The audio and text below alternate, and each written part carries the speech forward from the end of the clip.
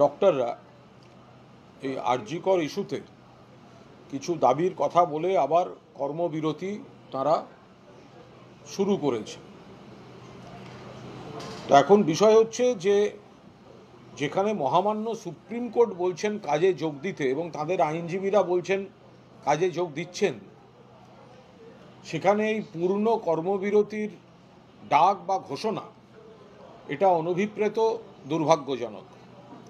যেখানে মাননীয় মুখ্যমন্ত্রী বারবার এই সমস্যাগুলি সমাধানের জন্য এগিয়ে এসছেন, যেখানে সুপ্রিম কোর্ট বারবার বলছেন কাজে ফিরতে, সেখানে জুনিয়র ডক্টরদের এই কাজে না ফেরার বিষয়ে দেখুন, পুজো এসে গিয়েছে, উৎসবের মরশুম, ওপাশে বিস্তীর্ণ এলাকায় বন্যা পরিস্থিতি।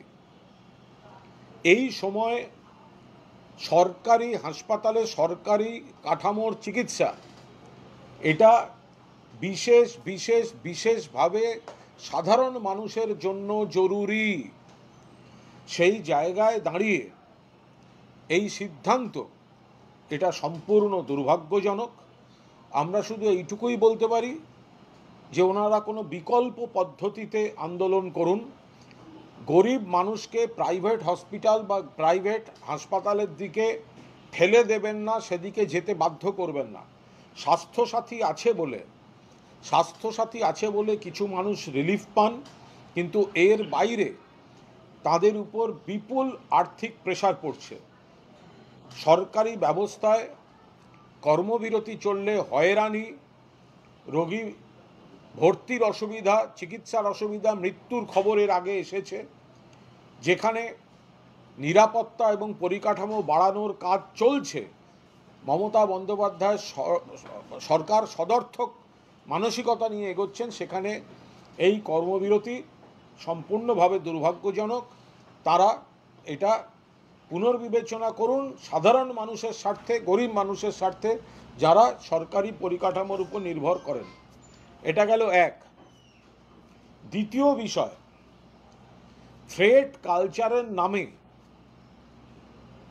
কিছু জুনিয়র ডক্টরকে যেভাবে হাসপাতাল থেকে বার করে দেওয়া হচ্ছে, হোস্টেল থেকে বার করে দেওয়া হচ্ছে, এবং আরজি করের যে কুৎসিত ঘটনা ঘটেছে, এখন কাউকে কাউকে যাদের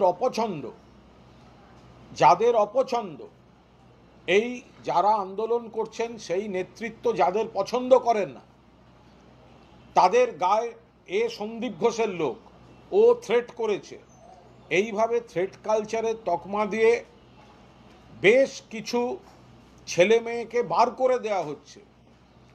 যদি কেউ সত্যি কোনো অপরাধের সঙ্গে জড়িত থাকে, তাহলে নির্দিষ্ট তথ্য প্রমাণের ভিত্তিতে ব্যবস্থা হোক। কিন্তু এই নির্যাতিতার ইস্যুতে ন্যায় বিচারের আন্দোলনকে বিপথে চালিত করে নিজেদের রাজনৈতিক বা দখলদারির এজেন্ডা মেটানোর জন্য একাংশে জুনিয়র ডক্টরকে বদনাম দিয়ে যেভাবে বার করা হচ্ছে, যেভাবে কর্তৃপক্ষের উপর চাপ সৃষ্টি করা হচ্ছে, এটা কয়েকটি ছেলে মেয়ে, তারাও ডাক্তার, তারাও কঠিন জায়গা থেকে এসেছেন, যেভাবে তাদের এই থ্রেট কালচারে দাগিয়ে দিয়ে পৈশাচিক একটা মনোভাব তৈরি করে তাদের নাম প্রকাশ করে তাদেরকে সরিয়ে দেওয়া হচ্ছে, এটা কিন্তু সম্পূর্ণভাবে সঠিক কাজ হচ্ছে না। এদের মধ্যে যদি কেউ কোনো অপরাধে যুক্ত থাকে, তাহলে নিশ্চিতভাবে যথাযথ প্রমাণ দিয়ে তার বিরুদ্ধে ব্যবস্থা হোক। কিন্তু থ্রেট পারসেপশনের নামে, থ্রেট কালচারের নামে প্রত্যেকটি হাসপাতালের কয়েকজনকে বেছে বেছে সরিয়ে দেয়া, এই ছেলেগুলি এখন কোথায় যাবে?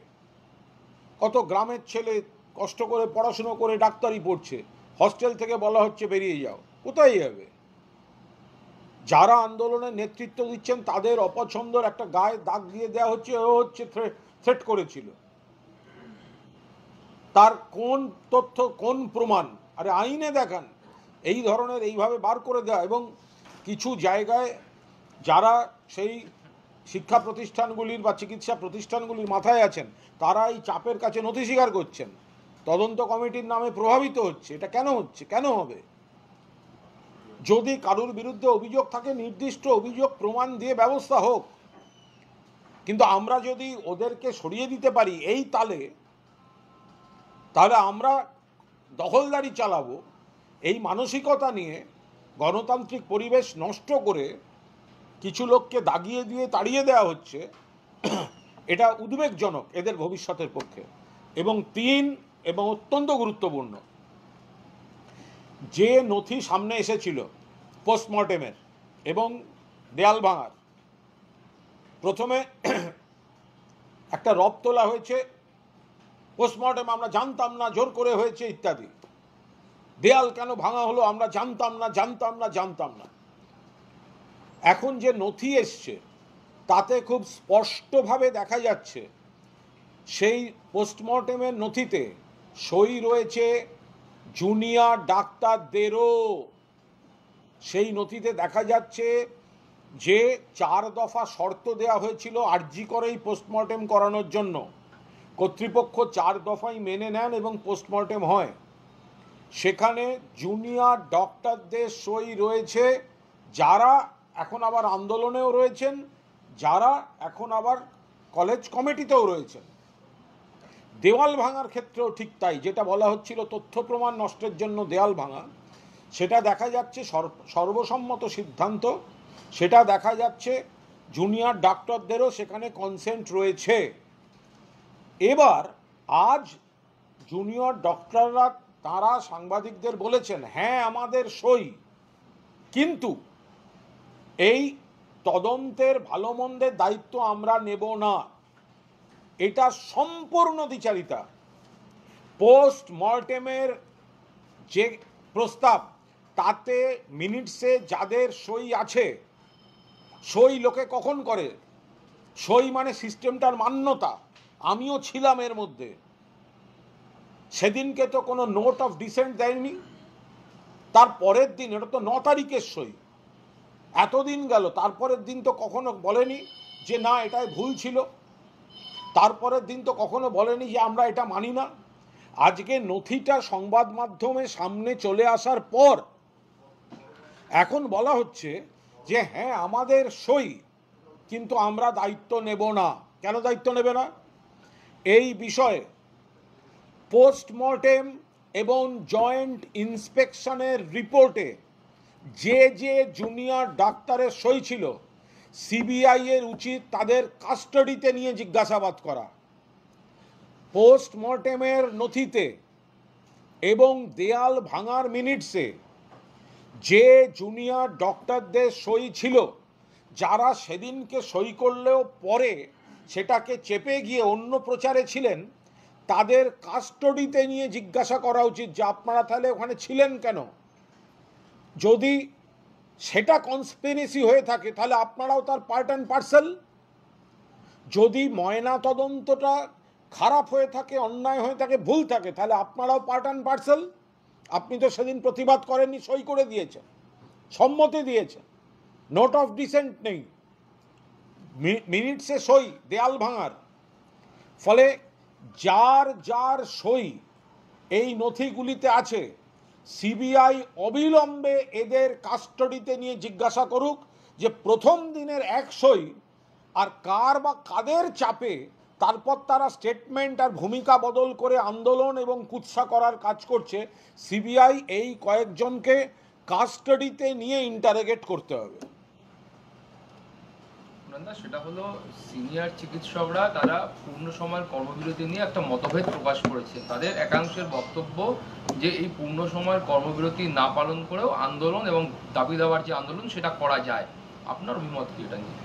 কোনো দায়িত্বশীল চিকিৎসক কর্মবিরতির অপসংস্কৃতিকে সমর্থন করতে পারেন না।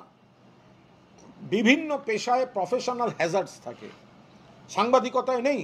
সাংবাদিকরা কোথাও গিয়ে যদি কেউ আক্রান্ত হন, আমরা নিন্দা করি, আমরা মিছিল করি, কিন্তু আমরা কাগজ আর চ্যানেল বন্ধ করে দিয়েছি, কেউ কখনো দেখাতে পারবেন?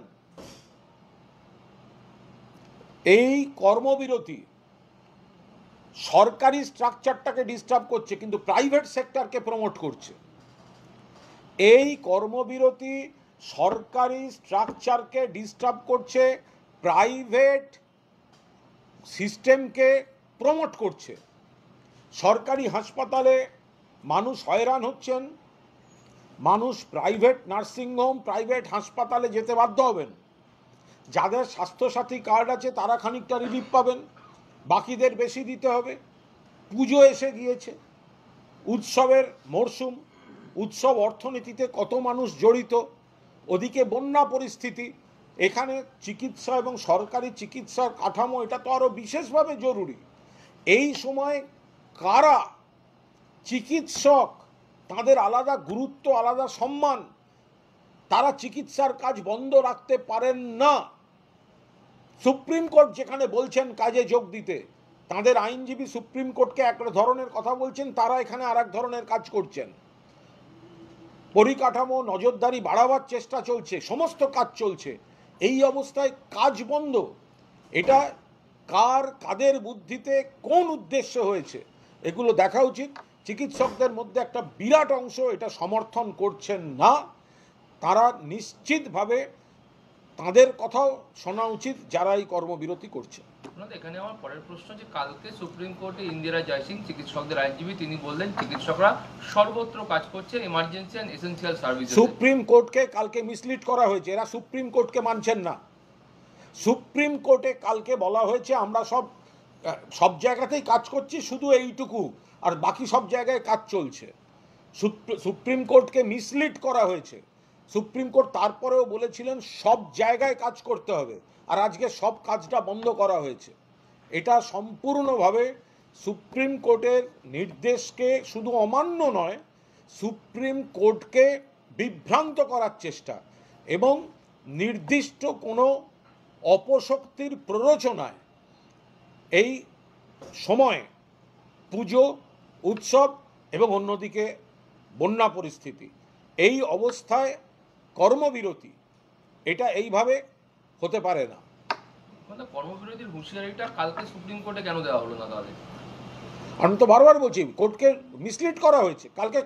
কালকে যদি ওই ওনাদের আইনজীবী তিনি যদি তখনই বলতেন যে এটা না হলে আমরা আবার কর্মবিরতিতে যেতে বাধ্য হব, তাহলে ওখানে বললেন না কেন?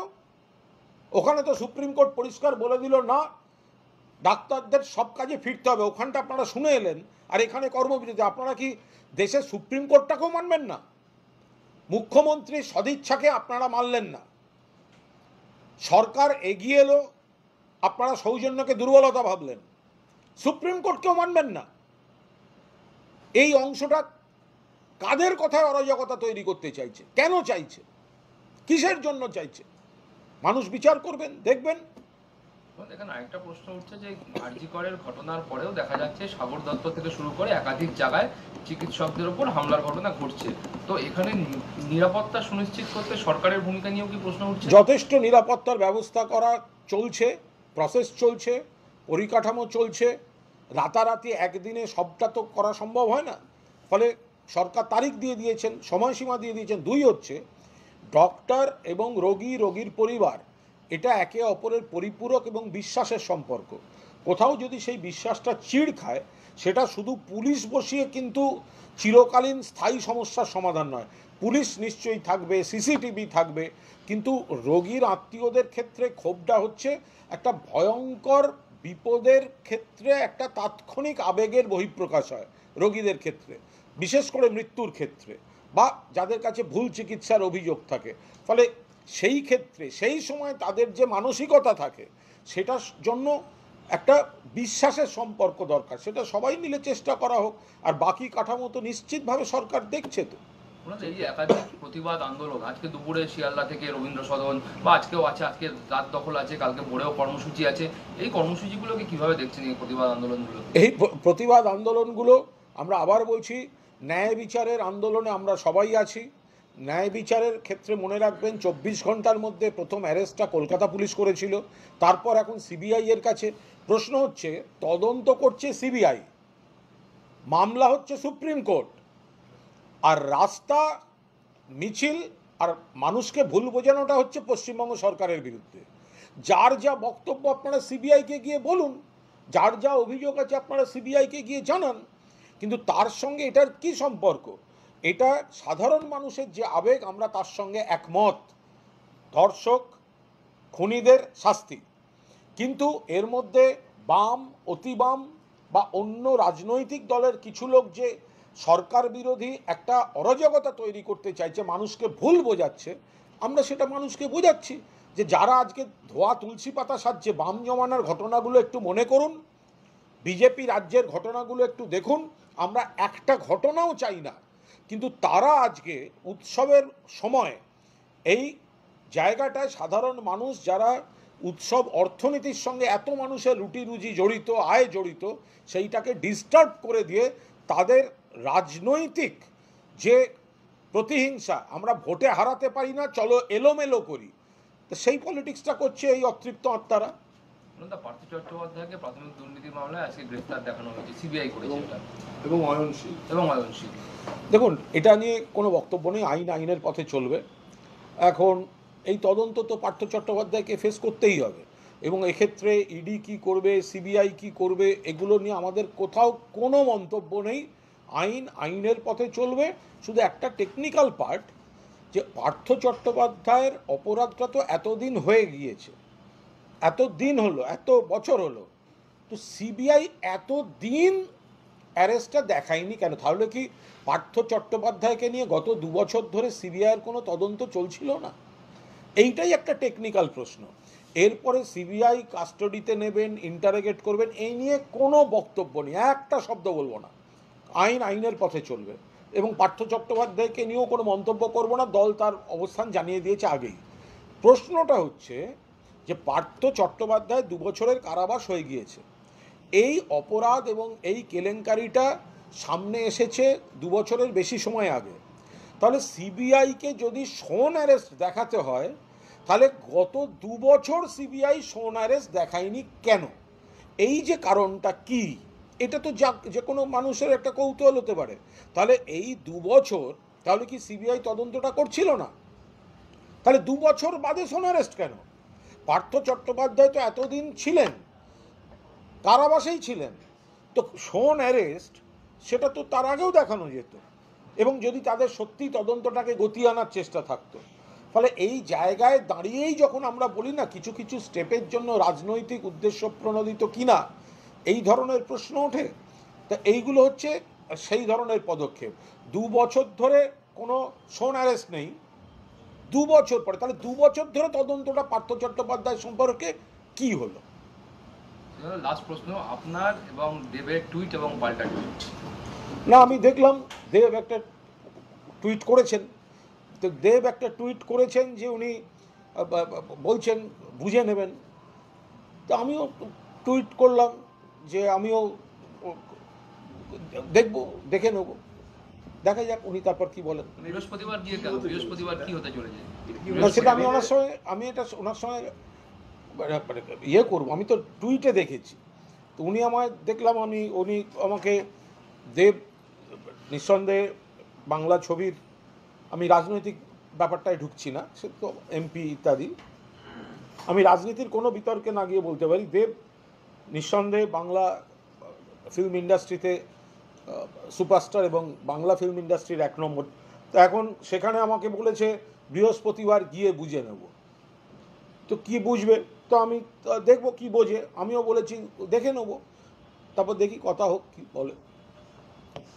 আচ্ছা, অনেকদিন পর একটা হঠাৎ করে মাওবাদী ইয়েতে এনআইএ তৎপরতা, বিভিন্ন জায়গায় ফান্ডিং এর উৎস খুঁজবার জন্য রাজ্য জুড়ে আজকে আমরা দেখছি যে তল্লাশি হলো পানিহাটির, নেতাজিনগর, সর্বত্র। এটা কি নতুন করে কিছু কোনো বিপদের পদধ্বনি নাকি? এই বিষয়টা নিয়ে এক্ষুনি কোনো মন্তব্য করব না, আমরা এটা নজর রাখছি, আমরা বিষয়টায় নজর রাখছি।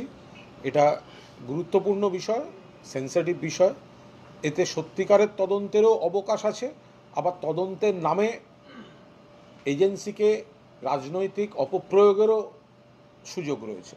গোটা বিষয়টা খতিয়ে দেখে আমরা নিশ্চয়ই আমাদের নেতৃত্ব নজর রাখছে। কুণালদা, বাংলাদেশের একটা বিষয় নিয়ে প্রশ্ন করতে পারি, যে বাংলাদেশে বিভিন্ন সময়ে এই শারদীয়া উৎসবকে কেন্দ্র করে বিভিন্ন বাংলাদেশ নিয়ে কোনো মন্তব্য করবো না।